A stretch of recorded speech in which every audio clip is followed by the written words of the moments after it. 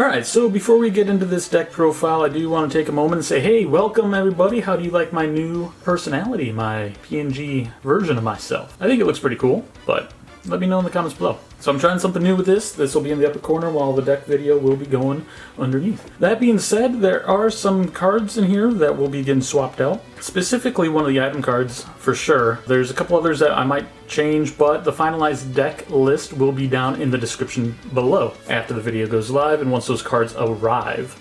That being said, let's get right into the Charpagos deck. So first, of course, we are running 2 Charmanders with the Blazing Destruction ability. Not that that really matters, but HP itself does. The Blazing Destruction does come in handy every once in a great while, but not really here for there. The next 2 Charizard EXs, still running my 1 Dark Tera, which I pulled. Have yet to pull another one. That is why we are also running the 1 Shiny Charmander, by the way. Of course, Charizard EX is just amazing with Infernal Rain. Easily powers himself up in order to attack. That being said, we all know what he does, so we'll just move on from there. Next, we have 2 Terapagos EXs. The 1 amazing art, which I did pull after spending, let's just say, far too much. But I still pulled it, and that's what matters to me. So that's why we're running it, as well as the gold rares, which honestly were quite easy to pull. Mostly from blister packs, so if you're looking for the gold turtle, that is my recommendation, however not guaranteed of course, but that is how I pulled them. Its ability, United Beatdown of course, is just great and we are able to use it when we need to, but we are using it mostly just so we have more Tera, so we can get our stadium online. Next we have 1 Fan Rotom. Of course Fan Call is needed. I was thinking about running 2, I'm still thinking about running 2. I might bump it up before I go to the next tournament, but honestly if I can get it and it's not in the prize pool, it helps set up quite easy, as we already all know. Fan Rotom, hopefully it gets a nice shiny update in the future. Next we have 2 Hoothoot and 2 Noctowl. Noctowl, of course, being here for the Jeweled Seeker ability. As long as we have our Tera, Turtle, or Charizard, we are able to use the effect to pull any 2 cards basically we want. I mean, not really any 2 cards, but 2 trainer cards, and that, in turn, gets us pretty much anything we do in fact want. We don't have too many more Pokemon left. I mean, actually we do. Oddly enough. I think I'm running like 22-ish, 23 Pokemon. It's quite heavy, but I like having options right now, and these are all pretty useful. So next, we are running 1 Pidgey and 1 Pidgeot EX. The EX, of course, using Quick Search is the main reason why we have it in here, so no matter what, we can pull whatever we need whenever we need it, as long as we get it online. So far we are at, what, 3 Pokemon that need a rare candy? We are running 4. That being said, the next set would use our final one if we used all of them. 2 Duskull, 1 Dusclops, and 2 Dusknoir. We all know what it does. It's just good to have the options.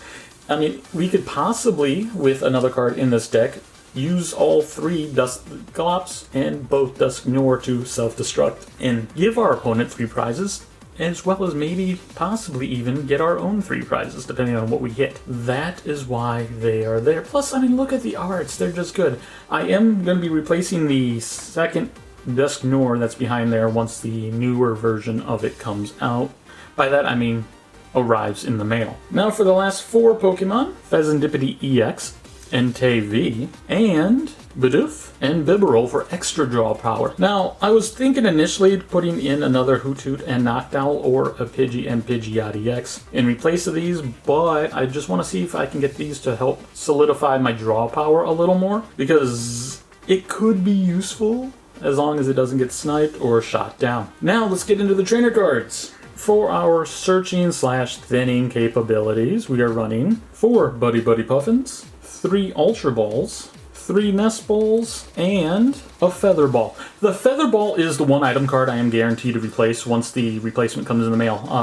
I will be swapping the Feather Ball out for a Tera Orb. The Tera Orb, of course, being able to get Terapagos, for instance, into our hand a lot quicker. Because honestly, with only 1 Pidgeot, the Feather Ball isn't really that needed. I mean, it could still be useful, but by the time I probably have it, I would have that, and I'd rather just pull another Terapagos out from the deck, or the first Terapagos anyways. Then for the remainder of the trainer cards, 4 rare candies. Our ace spec is, of course, Prime Catcher, because we only have the 1 counter catcher in the deck. 1 Super Rod. As always, we are running 1 Switch, 1 Night Stretcher, and 2 Area Zeros. Now, for our long list of supporter cards. 3 Iono, 2 Boss's Orders, 1 Briar, 1 Jacq.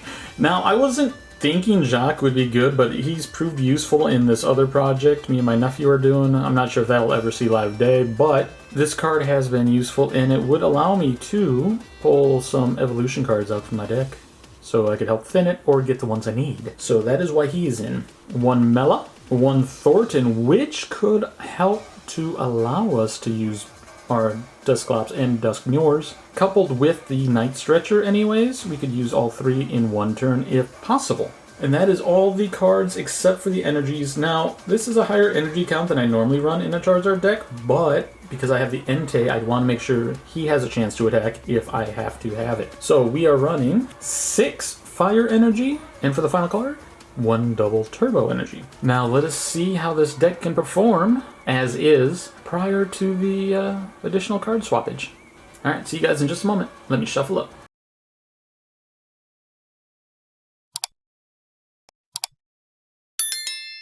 Alright everyone, so been shuffling here for a few minutes. Let's hope that it shuffled up well enough and that we can even draw a basic Pokemon. So, I mean, there's plenty of options we should be able to, yeah, realistically. So, alright, so 1, 2, 3, 4, 5, 6, and a 7. Actually, that's not too bad. 1, 2, 3, 4, 5, 6 for the prizes.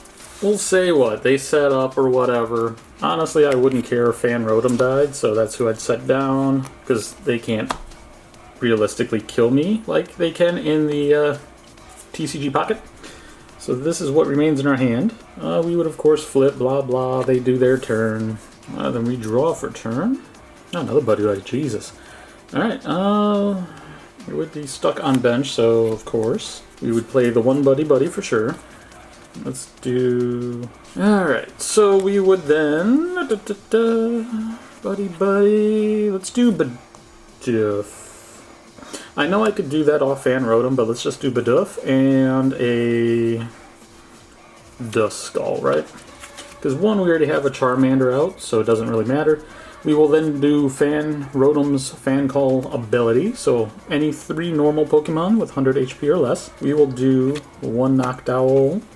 Let's see, do we want to just do the other Hoothoot, another Noctowl? Actually, let's get a Pidgey, and then just because we will get the other Hoothoot. And by other Hoothoot, I mean the first Hoothoot, because I forgot I'm playing different cards in my previous version, so my bad. But, yeah, so we got a Hoothoot, a Pidgey, and a Noctowl. Now, unfortunately, this will clog up our bench, so, I mean, we can't have our Terapagos, which is fine, because we do have our Charmander, so we will do the Hoothoot and the Pidgey. We did have the Feather Ball, actually, so might as well do the Feather Ball, get the Pidgeot from the deck. There he is. Boop. Add to hand, then shuffle back up, and then just because we can, we will... then play Area 0, so we have a stadium in play. Attach for turn, attack, assault landing, which one does 70 damage because we have a stadium. If we didn't have a stadium, we couldn't do, so then they'd probably, what, maybe attack this turn? I don't know what they have. But let's assume they had something that was at least 70 attack. I mean, for all we know, they have all of our basic little ones too. They have like 20 to 30, but... Alright, so we'll say they had a 50 attack, so our Fan Rotom's down to 20. It's our turn. We got Fezandipiti for turn. We can't, I mean, we can technically, but we won't use that. We will do the rare candy into Pidgeot. Then Pidgeot will search out what? Bibarel? Yeah, sure. Actually, we will do Bibarel. I wasn't going to, but we'll do Bibarel. Then from hand, we will evolve Bidoof. I was actually thinking about like Dusclops, maybe just killing, quote unquote, whatever they have. Can't really play anything else unless we want to waste our Noctowl, which we definitely do not. So we will do Industrious Incisors, draw 2 because we're only at 3, double rare candy. So I mean that's good for next turn. And then we'll attack with Assault Landing and we'll say whatever it was dead now because I mean that's 140 damage.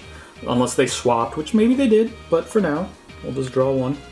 Well, Ultra Ball, actually that's not bad. Actually that's pretty good. They definitely will, in fact, probably kill our Fan Rotom this turn. So we'll just say he did. We'll do, of course, Pidgeot EX because it has free retreat. So then we draw for turn. Oh, we actually got Jacq too. Alright, actually, do I have anything else supporter-wise? No, we don't. So we will do Jacq, which, as you can see here, you search your deck for up to 2 evolution Pokemon, reveal them, and put them into your hand. Then you shuffle your deck. So, and because we have the 2 rare candies, we will go for Charizard EX, and we will skip Dusclops and go straight, there they are, Dusknoir. I'm revealing them to you, so also revealing to the opponent. We will then play the 2 rare candies, one for Dusknoir, one for Charizard. We will then get, alright, so we got 3, we will only do 2, so we keep 1 in there. One's in the grave, that would be, what, 4, so most of it's in the prize pool. This is, again, why I always try to have at least 1 more energy than normal. So they also already have a prize, so our Charizard's already doing, what, 210 a hit? We will retreat the Pidgeot, move up the Charizard. We will, and because we do have a Tera, we can now evolve our Noctowl and use Jewel Seeker. So we can search up for 2 trainer cards, reveal them, and put them into our hand once we evolve. And because Area 0's out, we also can now have up to, what, 8 Pokemon in total? 8 Pokemon on the bench, so 9 Pokemon in total. It's been a while since I played anything aside from Pocket, so just give me a moment to relearn everything. We will do just a Nest Ball and a Night Stretcher, actually. What we'll do here, we will pop Dusknoir to just destroy something on the back row, or if they have a heavy HP mon up in the front, attack there. But we'll say for now they have what, like, actually no, we'll just do the damage onto the main one. This way we're guaranteed to kill Charizard this turn. We will Fezandipiti, because they did knock out one of our Pokemon last turn, so we can do Flip the Script, which allows us to draw 3. Iono, Boss's Order, and Double Turbo, which I'm pretty sure this turn we played Jacq, so can't do any other supporters. We will then Nest Ball a Terapagos. We will then, so their abilities are done, do Pidgeot this turn as well. I think we'll get the rare candy, because then Night Stretcher, Duskull, because then we can put you down way over there, barely on screen. Do Ultra Ball, get rid of Buddy, and I want to say we'll get rid of Iono for the cost. So Buddy, Iono, Duskull. I didn't attach energy for turn, so we will shuffle that real quick.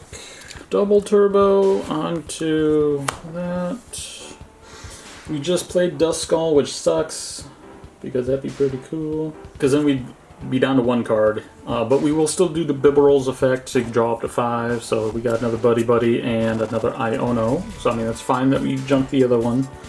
We will then do 210, and yeah, probably have killed because we attacked with Dusknoir's ability as well. So I mean, that's what, 340? Yeah. So whatever it would have been, almost guaranteed dead unless they had a Hero's Cape or something. So then we'll just draw 2 prizes. We'll say it was a EX. So we're already down to 3. They're down to 4. I mean, again, this deck actually is pretty solid. Hopefully you guys understand where this deck can go from here. If you have any more questions, just feel free to ask them in the comments below, and I'll post the updated deck list once I make all the finishing changes in the next week or so in the description below. So thanks for stopping by, and I'll see you guys in the next video. Later!